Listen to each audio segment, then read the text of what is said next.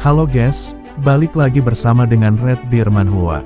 Kali ini Mimin akan melanjutkan komik yang menceritakan tentang perjuangan seorang laki-laki yang berubah menjadi ayah tak tertandingi. Dan apabila kalian masih bingung dengan alur ceritanya, kalian bisa cek deskripsi atau langsung saja menuju playlist yang ada di channel ini untuk memulainya dari part 1. Tanpa basa-basi lebih lama lagi, mari kita lanjut ke part 86. Cerita dimulai, diawali oleh MC kita yang bercerita kepada Sohyun tentang saat dirinya bertemu dengan Mira istrinya, saat pergi bersama Makso mencari gurunya. Astaga patua itu, setidaknya tinggalkan surat atau pesan, jangan tiba-tiba hilang begitu kalau pergi. Ujar MC kita yang tengah berjalan dengan Makso. Memangnya kau bisa baca surat? Tanya Makso. Tapi setidaknya ada kabar, saut MC kita dengan kesal. Maksudku, sebaiknya kau belajar baca tulis dulu sebelum mengatakan itu. Imbuh Makso. Hah, suka-suka aku mau belajar atau tidak, saut MC kita dengan kesal. Yang secara tiba-tiba terdengar suara kegaduhan dan seorang berteriak di kejauhan. Kejar wanita itu, jangan sampai lepas, Ark. MC kita dengan Makso terkejut mendengar hal itu. Yang kemudian keduanya berlari ke arah lokasi suara itu berada. Di sisi lain seorang wanita tengah dikejar oleh sekelompok pria. MC kita dan Makso tiba di sana dan melihat semua itu. MC kita terkejut dan terpana saat melihat wanita itu. Sebaliknya wanita yang tengah dikejar itu pun bertanya-tanya dalam hatinya saat melihat MC kita. Mereka pun beradu pandangan untuk beberapa saat. MC kita yang terpana hanya bisa terdiam terpaku melihat wanita itu. Namun secara tiba-tiba sekelompok orang yang tengah mengejar, melemparkan senjata rahasia kepada Mira. Awas, teriak MC kita memberi peringatan kepada wanita itu. Yang membuat wanita itu menjadi sigap untuk menghindari dan menangkis serangan senjata rahasia itu satu persatu. Ah! Ujar wanita yang bernama Mira terkena salah satu senjata rahasia yang dilemparkan. Dapat, seru sekelompok orang yang tengah mengejar wanita itu. Yang kemudian terkejut tak menyangka, saat melihat MC kita yang secara tiba-tiba melompat masuk menyerang, untuk menolong wanita itu. Siapa kau? Ujar salah seorang pengejar sambil mengeluarkan senjatanya untuk menangkis serangan MC kita. Namun senjata itu patah, dan serangan MC kita langsung terkena tepat di kepalanya yang membuatnya terkapar tak bernyawa. Bajingan, seru rekan orang itu kepada MC kita. MC kita yang melihat sekelompok orang itu pun kemudian memasang tampang garangnya. Yang membuat rekan dari kelompok orang yang mengejar pun terdiam tanpa bisa berkata-kata. Yang kemudian membuat sekelompok orang itu pun melompat menjauh menjaga jarak. Lalu secara tiba-tiba sekelompok orang itu langsung berlari pergi menjauh dari lokasi. Sesaat setelah memperhatikan sekelompok orang itu pergi menjauh, MC kita menoleh ke arah wanita itu, yang terkapar pingsan terkena senjata rahasia dari sekelompok orang yang mengejar. Scene beralih ke suatu tempat setelah MC kita membawa wanita itu dan memberikan pertolongan pertama. Sudah sadar? Tanya MC kita yang melihat wanita itu telah sadar dari pingsannya. Yang kemudian lanjut bertanya, Nona. Siapa? Ah, iya, jawab Mira. Apa? Tanya MC kita yang tidak mengerti. Siapa namamu? Tanya Mira. Namaku Noh Gayang, jawab MC kita. Nama yang bagus, imbuh Mira. Yang kemudian lanjut bertanya, bisa bantu aku duduk? Baik, jawab MC kita. Ujar Mira yang mencoba bangkit dan duduk dibantu oleh MC kita. Kemudian wanita itu melihat pakaian yang telah berganti. Yang membuat muka MC kita merah dan berpikir dalam hati. Apa ini? Kenapa tiba-tiba jantungku berdetak kencang? Seperti anak kecil saja. Lagi pula, pasti kau sudah membukanya kan? Tanya Mira. Saut MC kita dengan malu-malu kucing. Kau membukanya untuk mencabut pisau kan? Tanya Mira lagi. Ah, jawab MC kita. Tidak apa-apa, yang terjadi biarlah terjadi, ujar Mira. Aku tidak melihat apa-apa, lebih tepatnya, aku berusaha tidak menatap kemana-mana, saut MC kita dengan muka merah karena malu. Bukankah ada satu orang lagi bersamamu? Tanya Mira. Katanya, dia pergi menyelesaikan urusan, jawab MC kita. Sambil berpikir dalam hati, Makso anjing, tiba-tiba ikut kabur. Lalu MC kita kembali bertanya, apa kau baik-baik saja? Iya, aku tak apa, jawab Mira. Yang kemudian lanjut berkata, terima kasih, prajurit Noh. Mendengar hal itu MC kita menjadi malu dan berpikir dalam hati, apa yang sedang kulakukan ini? Kemudian scene beralih kembali saat MC mengendong Sohyun. Pasti ibu jatuh cinta padamu pada pandangan pertama ya. Soalnya ayah menyelamatkannya dari orang jahat, ujar Sohyun yang sedang digendong oleh MC kita. Akulah yang jatuh cinta padanya, imbu MC kita. Berarti kalian saling jatuh cinta bersamaan, imbu Sohyun lagi. Apa benar begitu? Tanya MC kita. Iya, pasti begitu, jawab Sohyun. Yang kemudian lanjut berkata, tapi, ayah. Tanya MC kita yang tidak mengerti. Apa kau tidak membenci kami? Tanya Sohyun. Yang kemudian lanjut berkata, kalau aku, mungkin membencinya. Aku tak mungkin membenci kalian. Kalian sudah seperti ibu yang terpecah jadi 3. Tidak mungkin aku benci, jawab MC kita. Syukurlah kalau begitu, saut Sohyun. Kenapa tiba-tiba kau menanyakan itu, wahai putriku? Apa ayah berbuat salah? Tanya MC kita. Tidak kok, jawab Sohyun. Lalu kenapa? Tanya MC kita lagi. Aku hanya merasa sedikit kasihan pada ayah, jawab Sohyun.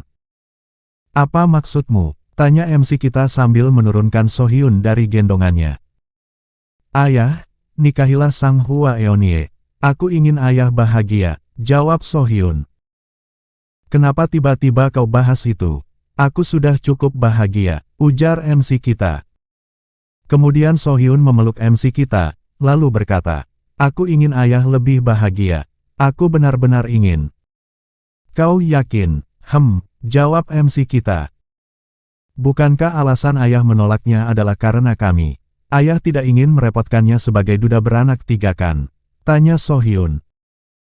Bukan, kalian sama sekali tidak jadi alasan, jawab MC kita.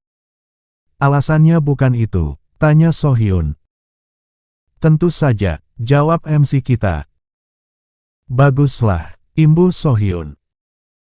Mendengar hal itu MC kita berpikir dalam hati, lagi-lagi dijebak olehnya. Sang Hua Uni sangat menyukaimu loh. Sejujurnya, aku juga tidak ingin ayah melukai hatinya. Apalagi jika alasannya adalah karena kami, ujar Sohyun. Jangan bicara tidak-tidak, semua itu adalah masalahku, saut MC kita. Bukankah ayah juga menyukainya? Kami juga ingin punya sosok ibu, imbu Sohyun. Mendengar hal itu MC kita menjadi terdiam sejenak. Yang kemudian lanjut berkata, aku perlu memikirkannya matang-matang. Baiklah, tapi jangan terlalu lama menggantungnya ya, imbu Sohyun. Iya, tapi hari ini kau benar-benar bersikap aneh. Apa ada yang mengganjal pikiranmu? Tanya MC kita. Tidak, jawab Sohyun. Sungguh, tanya MC kita. Aku pasti cerita jika ada, jawab Sohyun. Janji lo ya, ujar MC kita. Aku berjanji, saut Sohyun. Scene beralih kepada Li Gangjin. Jadi kesimpulannya, ujar Li Gangjin yang menerima laporan di ruang sidang. Yang kemudian lanjut berkata, dompetmu berhasil kembali, tapi kehilangan 10 nyang. Di sisi lain, kau yang menemukannya mengaku tidak mengambil apa-apa. Benar, Tuan, Saya yakin awalnya ada 30 nyang di dalam, tapi saat kembalikan hanya tersisa 20 nyang. Ujar pelapor. Saya tidak melakukan itu. Meskipun miskin, saya tidak pernah mencuri harta orang. Saud tertuduh. Yang kemudian lanjut berkata, mungkin 10 nyang itu sempat diambil sebelum dompetnya jatuh. Maksudmu aku berbohong, padahal aku sudah berbaik hati untuk memakluminya asalkan kau bersedia bekerja padaku dengan gaji 10 perak nyang. Imbuh pelapor. Itu namanya penyalahgunaan wewenang. Aku tidak mencuri uangmu. Saud tertuduh. Di samping itu hakim wilayah yang mendampingi Li Gangjin berpikir dalam hati. Kenapa harus ada kasus ini saat inspektur datang? Pak Hakim, bagaimana pendapatmu? Tanya Li Gangjin. Menurut saya, jawab hakim wilayah dengan keringat dingin mengucur. Yang kemudian lanjut berkata, masing-masing dari mereka memiliki alibi yang tidak bisa terbukti. Saya menganjurkan untuk mengganti ruginya saja dengan 5 nyang dari pemungut dompet. Mendengar hal itu Li Gangjin nampak berpikir dengan kesal. Tapi karena itu juga agak sulit diterima, mungkin sebaiknya kita tutup kasusnya dengan tanpa hukuman. Ujar hakim wilayah yang melihat gerak-gerik Li Gangjin. Tapi karena itu juga kurang masuk akal. Ujar Li Gangjin yang tersenyum memiliki rencana. Yang kemudian lanjut berkata, izinkan aku melihat dompetmu. Yang kemudian pelapor itu memberikan kantung uangnya kepada pengawal Li Gangjin. Yang kemudian lanjut pengawal Li Gangjin memberikan kantung uang pelapor kepada Li Gangjin untuk diperiksa. Kau yakin dompet ini menyimpan 30 nyang? Tanya Li Gangjin. Yakin tuan, jawab pelapor. Yang kemudian secara tiba-tiba Li Gangjin melempar-lempar kantung uang itu di tangannya.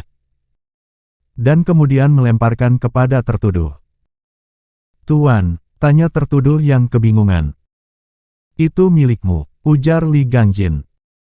Tuan, apa maksudnya ini? Imbuh pelapor dengan terkejut. Kau mengaku kehilangan dompet berisi 30 nyang bukan? Tapi yang dia temukan adalah dompet berisi 20 nyang di dalamnya. Jadi kesimpulannya sudah jelas. Ujar Li Gangjin. Yang kemudian lanjut berkata, dompet itu sama sekali bukan milikmu. Tapi itu dompet saya tuan. Saud pelapor. Bukankah kau bilang isinya 30 nyang? Maka kau harus terus mencari dompetmu sendiri. Ujar Li Gangjin lagi. Itu karena dia yang mengambil. Saud pelapor. Apa buktinya? Jangan pernah kau tuduh orang tanpa bukti yang jelas. Ujar Li Gangjin. Mendengar hal itu hakim wilayah menjadi merinding keringat dingin. Yang kemudian lanjut memberikan instruksinya dengan berkata, hei, bawa keluar orang yang menuduh tanpa bukti itu dan beri cambukan sebanyak 5 kali. Baik, saud prajurit pengawal. Tuan, apa maksud semua ini? Imbuh pelapor. Yang kemudian sambil diseret keluar pelapor berkata, apa ini, tuan, ini sama sekali tidak adil. Cepat bawa pergi, ujar hakim wilayah.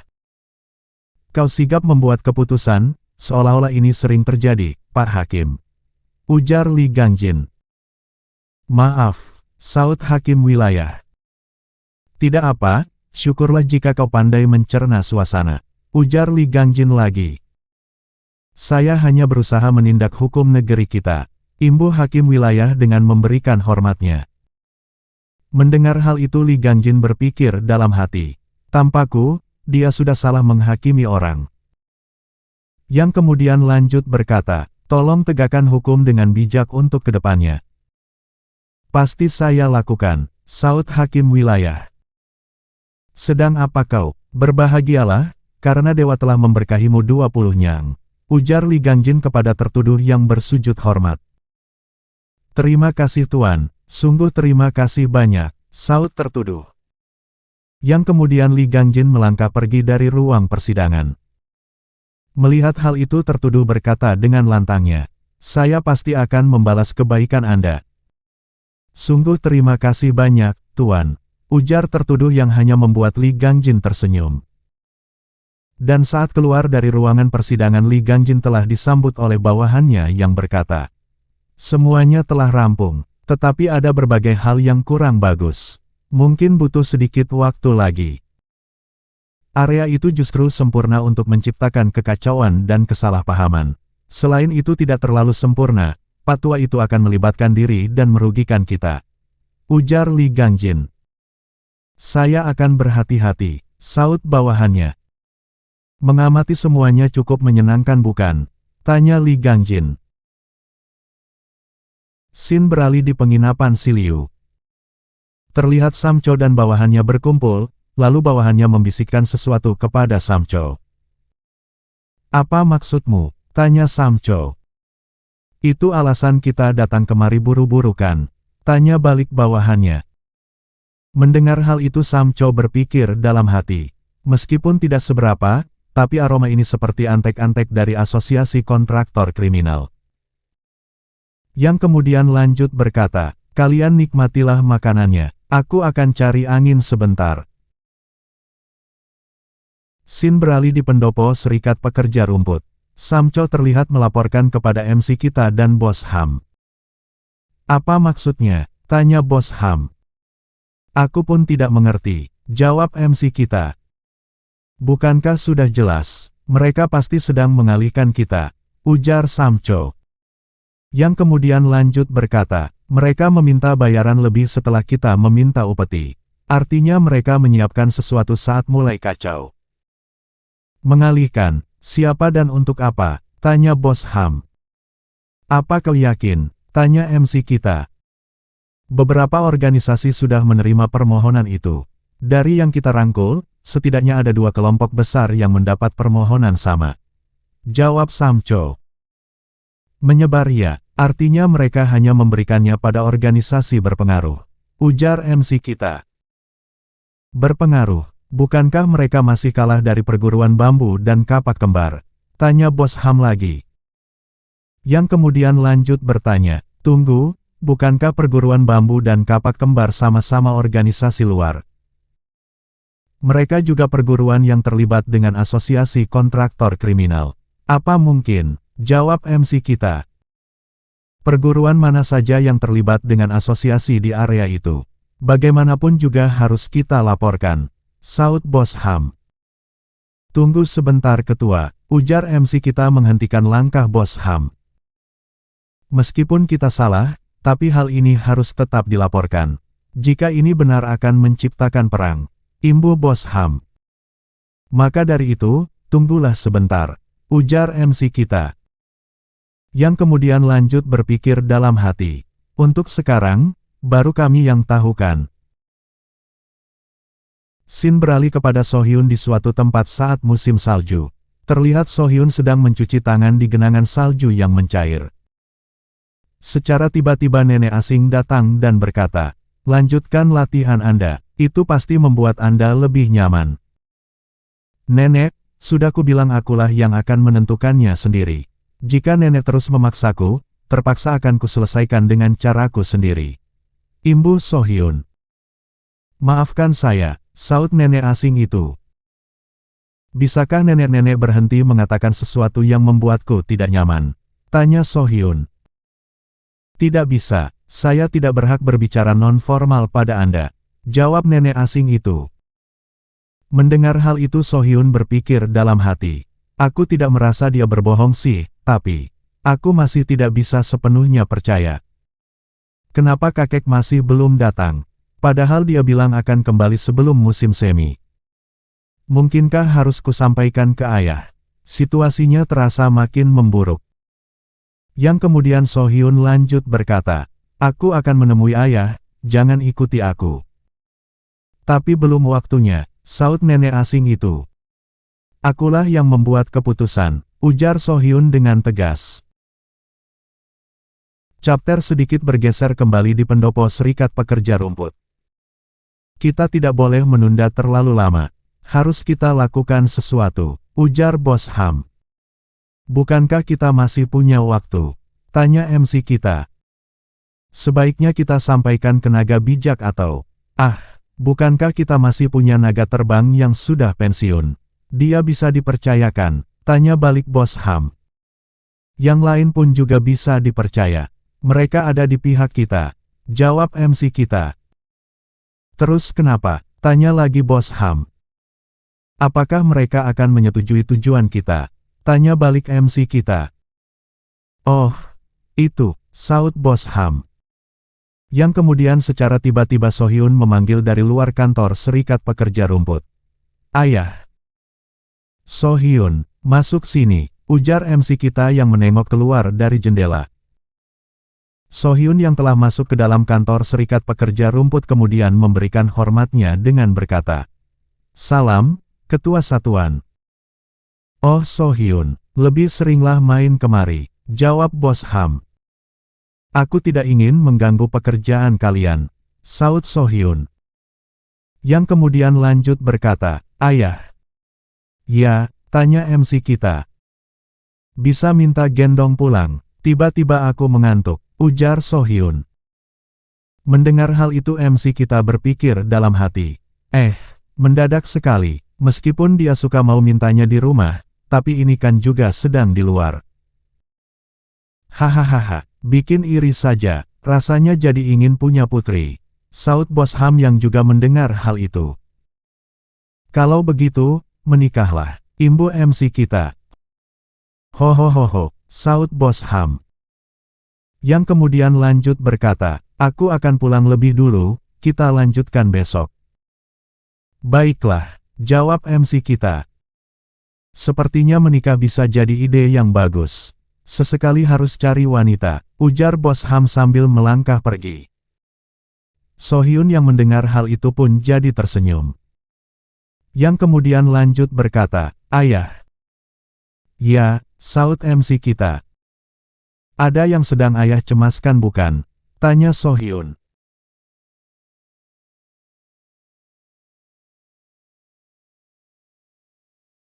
Sekian untuk episode kali ini, jangan lupa subscribe untuk update video-video terbaru dari Mimin, dan juga bantu share biar channel ini berkembang dan membuat Mimin semangat. Sekian dari Mimin, wassalamualaikum warahmatullahi wabarakatuh, and see you next time.